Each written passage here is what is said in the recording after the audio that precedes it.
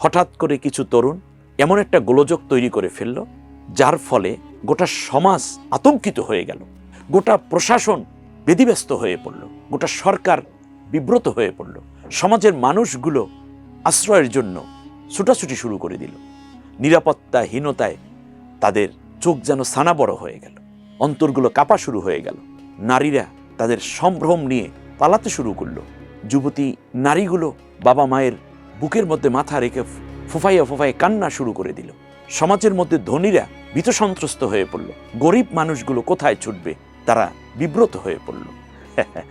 ইসলাম এটাকে হারাম করেছে, বলছে হত্যার চেয়েও জঘন্য এটা।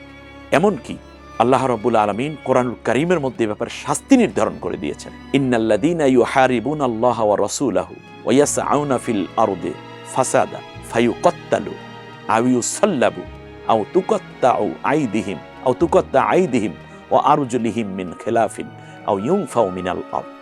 আল্লাহ রাব্বুল আলামিন বলছেন, যারা জমিনের বুকে এইরকম বিপর্যয় সৃষ্টি করে, কোনো কারণ নাই, বিনে কারণেই মানুষের মধ্যে ত্রাস সৃষ্টি করে, চাঁদাবাজি করছে, চাঁদা পাচ্ছে না তো বিপর্যয় সৃষ্টি, দোকান বন্ধ, মারো কাটো, হত্যা করো, জবেহ দাও, কিডন্যাপ করো, কোপাও, ভীতি সৃষ্টি করো।